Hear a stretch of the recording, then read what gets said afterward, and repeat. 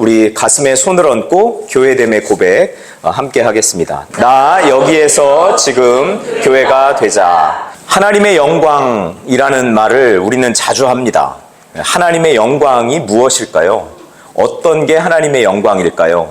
하나님의 영광이라는 말은 하나님의 본질이 드러나는 겁니다. 하나님의 속성이 드러나는 겁니다. 하나님은 어떤 분이시죠? 우리가 하나님은 어떤 분이라고 고백하죠?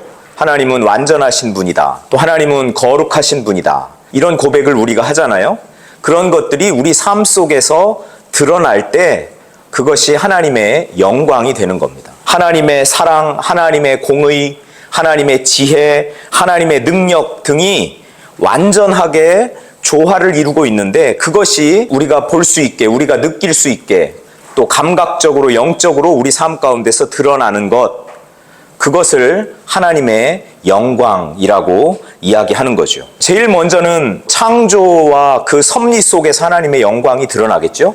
그래서 시편 기자는 19편 2절에서 그렇게 이야기하잖아요. 하늘이 하나님의 영광을 드러낸다. 하나님의 이 창조와 그 섭리를 인정하는 사람들은 대자연을 볼 때도 그냥 예사롭게 보는 것이 아니죠.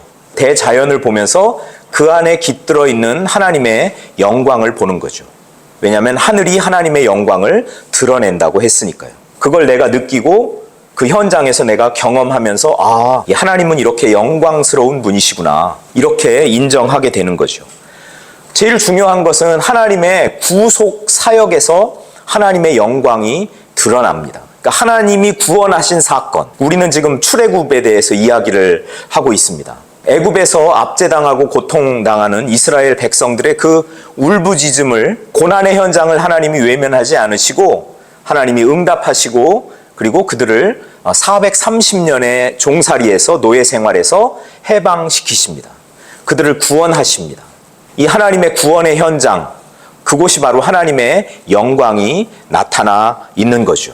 이스라엘 백성에게는 하나님이 출애굽이라는 이 아주 정초적인 구원의 사건을 일으키셨는데, 그럼 저와 여러분에게는 어떻습니까? 예수 그리스도를 이 땅에 보내서 십자가에 달려 돌아가시게 함으로써 예수 그리스도를 믿는 사람들이 구원을 받고 죄와 사망의 고통에서 해방되고 하나님의 자녀가 되고 천국의 삶을 누리게 한 것, 저와 여러분의 이 구원의 사건에서 하나님의 영광이 드러나는 것이죠. 그래서 이 하나님의 영광이라는 것은 궁극적으로 우리 성도들의 삶을 통해서 드러나는 겁니다. 구원받은 하나님의 백성들의 그 삶을 통해서 드러나는 거죠. 그래서 사도 바울은 고린도전서 10장 31절에 뭐라고 이야기합니까? 먹든지 마시든지 다 하나님의 영광을 위하여 하라. 먹는 것, 마시는 것, 우리 삶의 모든 영역에서 하나님의 영광이 드러나야 된다라는 거죠. 우리 삶의 모든 영역에서 하나님의 완전하심이 드러나고 있습니까? 하나님의 거룩하심이 드러나고 있습니까? 하나님의 그 사랑과 하나님의 공의와 하나님의 지혜와 하나님의 능력이 과연 구원받았다고 확신하고 믿음 생활하고 있는 저와 여러분의 삶 속에서 드러나고 있느냐라는 거죠. 그러니까 세상 사람들은 그러면 우리를 보면서 하나님의 영광을 보게 됩니까? 혹시 우리는 우리의 삶을 통해서 하나님의 영광을 가리고 있지는 않습니까? 오늘 말씀을 통해서 다시 한번 우리가 하나님의 영광이 충만한 그 성막을 바라보면서 교회된 우리의 삶이 하나님의 영광이 충만한 삶으로 변화될 수 있기를, 또 그런 은혜가 우리에게 가득하기를 축복합니다. 오늘 본문은 출애굽의 요약이자 출애굽기의 절정을 묘사합니다. 하나님이 그동안은 시내 산에 머무르셨는데 이제는 이스라엘이 공헌한 성막에 머무신다라는 거죠. 이스라엘 백성들 한가운데 하나님이 머무신다는 겁니다. 전에는 하나님이 시내 산에 머무르셨기 때문에 이스라엘 백성들하고는 거리가 있었죠. 그래서 그 하나님을 만나 뵈러 모세가 뚜벅뚜벅 그 시내 산을 올라야 했습니다. 그런데 이제는 더 이상 그럴 필요가 없는 거죠. 왜냐하면 하나님이 이스라엘 백성 한가운데 지금 계시다라는 겁니다. 성막을 봉헌한 후에 나타난 그 현상을 오늘 본문이 그렇게 묘사를 하고 있죠.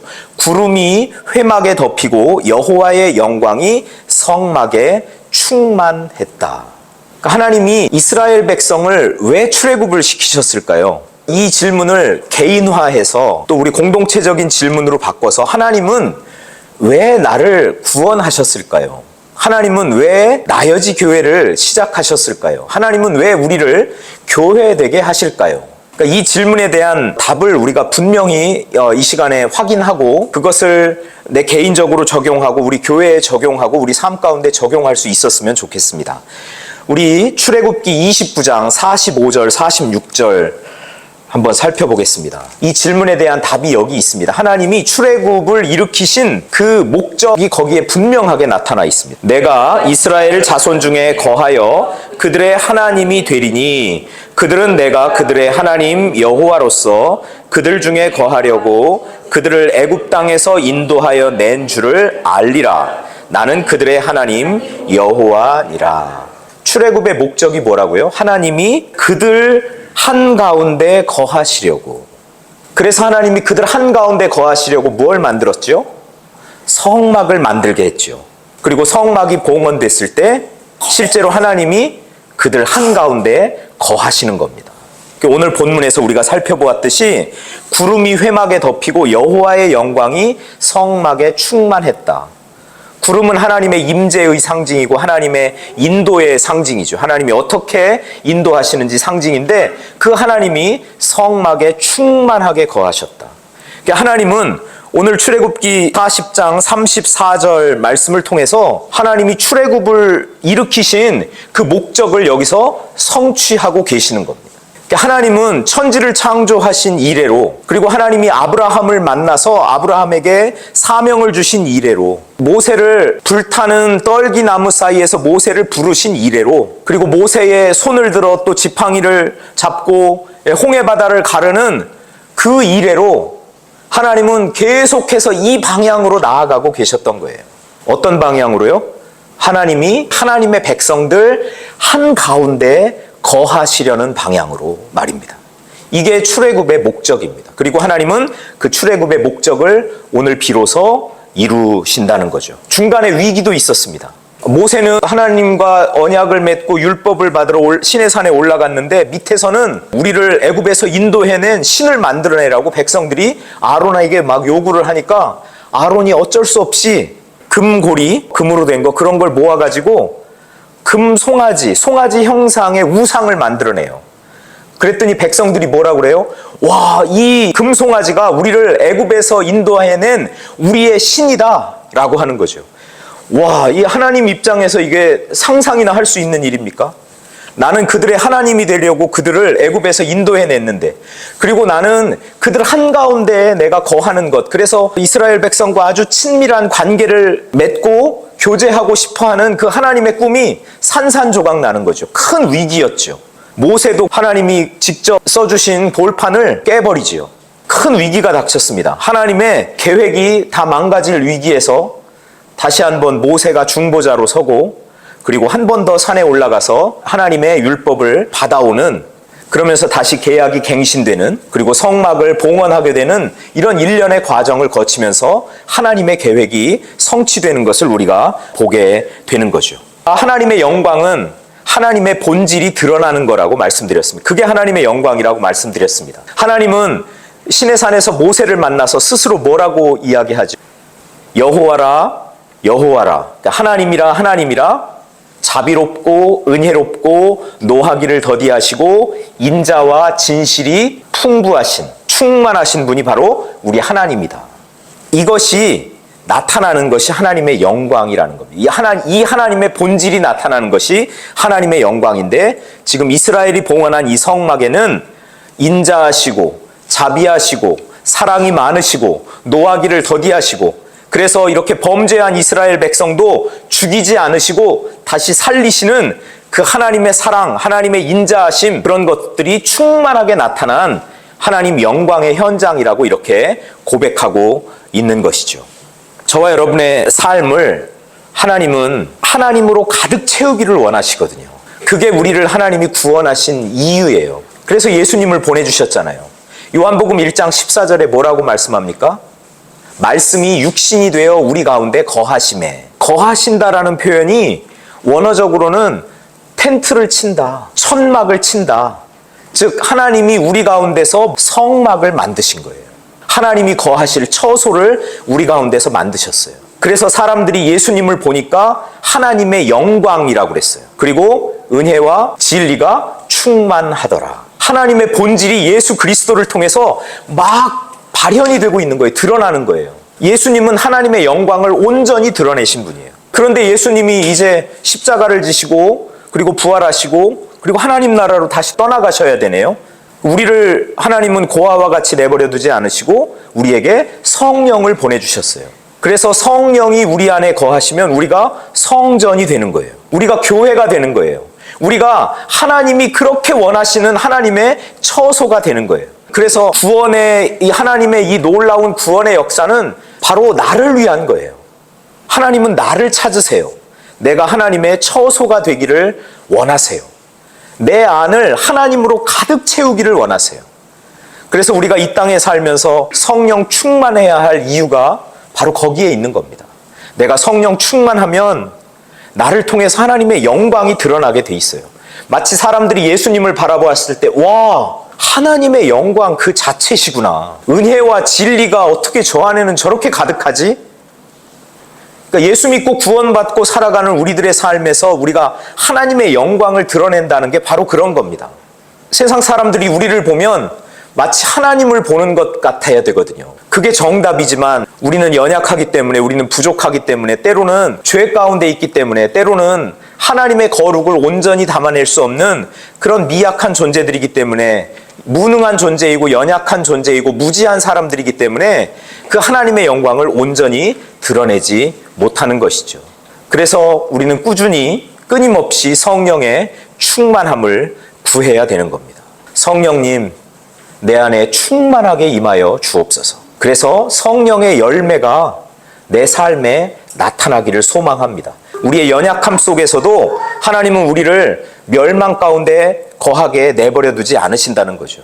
하나님의 계획이 좌초될 위기에서 이스라엘 백성을 하나님은 다 쓸어버리지 않으셨어요. 다 멸망시키지 않으셨어요. 그리고 그들과 다시 계약을 갱신하시고 성막을 짓게 하시고 봉헌하게 하시고 그리고 하나님이 그 가운데 충만하게 임하셨어요.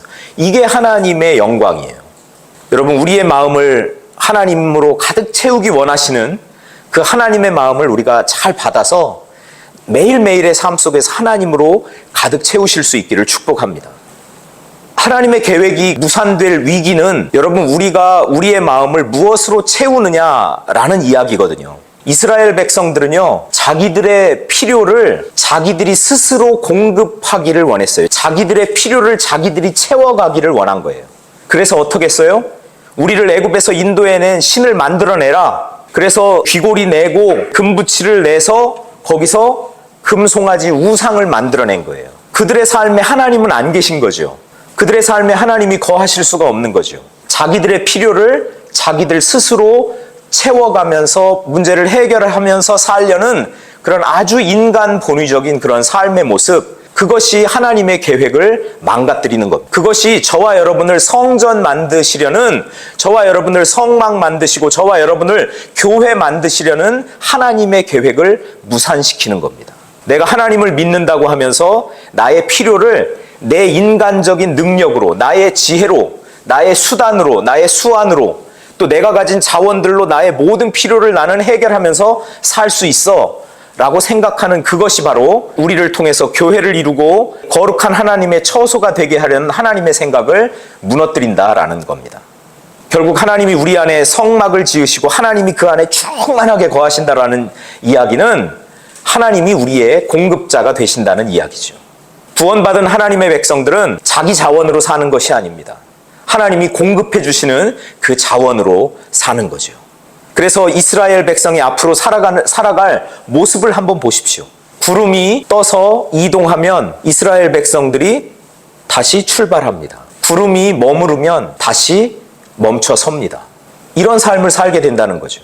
하나님의 뜻이 이루어지는 삶, 하나님의 뜻이 펼쳐지는 삶. 그래서 오늘날에도 우리가 하나님을 신뢰하고 하나님을 믿고 하나님 말씀에 순종하면서 사는 사람들에게 하나님은 찾아오셔서 그들의 삶을 충만하게 채워 가십니다. 그들의 삶의 진정한 공급자가 되시는 겁니다. 그런 삶을 사는 사람들이 바로 하나님의 영광을 드러내는 것이죠. 저와 여러분의 삶 가운데 이런 아름다운 일들이 늘 충만하기를 소망합니다. 오늘 본문에 보면 모세가 하나님의 영광이 가득한 성막에 들어가지를 못하죠. 하나님의 영광이 충만한 이 성막에 모세가 접근을 하지 못하는 거예요. 이것이 우리에게 시사하는 바가 크죠. 그러면 이 성막에는 누가 접근할 수가 있는가? 그러면 이 성막에는 누가 들어갈 수 있는가? 어떻게 들어갈 수 있는가? 그게 중요한 거예요. 중요한 것은 모세는 성막에 함부로 들어갈 수가 없습니다. 모세라고 들어갈 수 없다는 얘기입니다. 누가 들어갑니까? 제사장만 들어갑니다. 그리고 성소에서도 지극히 거룩한 곳에는 대제사장만 1년에 한 번 들어가게 됩니다. 무엇을 가지고 들어갑니까? 짐승의 피를 가지고 들어갑니다. 여러분, 이제 우리가 그 의미는 레위기를 보면 더 명확해지겠죠. 우리가 하나님께 이렇게 당당하게 나아갈 수 있도록 자기의 삶을 드린 예수 그리스도의 그 십자가의 죽음을 우리가 생각해 본다면 이제 구원받은 하나님의 백성들은 예수 그리스도의 그 피를 힘입어 하나님 앞에 나아갈 수가 있게 되었구나. 그래서 그 은혜를 생각하면서 늘 감격하고 감사할 수가 있는 것이죠. 사도 바울은 에베소서 2장 22절에 너희도 성령 안에서 하나님이 거하실 처소가 되기 위하여 그리스도 예수 안에서 함께 지어져 가느니라. 여러분, 나여지 교회는 이렇게 지어진 겁니다. 이렇게 시작이 된 겁니다. 성령 안에서 하나님이 거하실 처소가 되기 위해서 하나님이 이를 위해서 예수님을 이 땅에 보내셨고 그리고 예수님을 십자가에 못 박혀 돌아가시게끔 했거든요. 하나님이 거하실 처소가 되기 위해서. 그런데 나 혼자만 지어지지 말고 좀 함께 지어지자. 그게 공동체 아닙니까? 그게 교회 공동체 아닙니까? 하나님의 뜻과 하나님의 목적을 멋지게 이루어가는 우리 나여지 교회 성도님들 한 분 한 분 다 되실 수 있기를 축복합니다. 나의 필요를 내 스스로 공급하는 인생, 그래서 하나님 없어도 되는 그런 인생이 아니라 우리의 필요를 하나님이 공급해 주시고 하나님이 채워주시고 하나님이 함께 하시는 그런 하나님의 영광이 가득한 우리 개인 또 우리 교회 공동체 될 수 있기를 축복합니다. 어떤 사람이 그런 이야기를 했습니다. 종교적인 사람은요, 이 하나님의 유용함을 발견한대요. 그러나 성장하는 그리스도인은 하나님의 아름다움을 발견한대요. 종교적인 사람은 하나님은 이래서 나에게 도움이 되고 이래서 나에게 도움이 되고 하나님만한 분이 없어. 이렇게 신앙생활 하면서도 하나님이 나에게 어떻게 유용한가 그것만 생각하는 사람은 종교적인 신앙인이라는 거예요. 그러나 성장하는 신앙인, 성장하는 그리스도인은 삶의 구석구석에서 하나님의 아름다움을 본답니다. 야, 과연 하나님은 자비하시구나. 과연 하나님은 사랑이 많으시구나. 과연 하나님은 공의로우시구나. 이런 하나님의 속성을 나의 삶의 구석구석, 나의 삶의 모든 영역에서 발견해내는 삶을 산다는 거죠. 어떻습니까? 저와 여러분은 종교적인 신앙인입니까? 아니면 성장하는 그리스도인입니까? 성장하는 그리스도인 되기를 축복합니다. 우리 삶 속에서 이렇게 하나님의 영광이 드러나는 것을 매일매일 발견하면서 그 안에서 기뻐하고 그 안에서 더 우리의 참 공급자 되시는 하나님께 더 가까이 나아가고 하나님과 풍성한 교제를 나누는 저와 여러분들이 다 되실 수 있기를 축복합니다. 하나님의 영광이 거하는 성소, 하나님의 영광이 거하는 교회, 성령이 충만하게 임재하시고 하나님의 영광이 삶의 열매로 맺어지는 그런 복된 삶 사시는 우리 성도님들과 우리 교회 모든 분들 되시기를 축복합니다.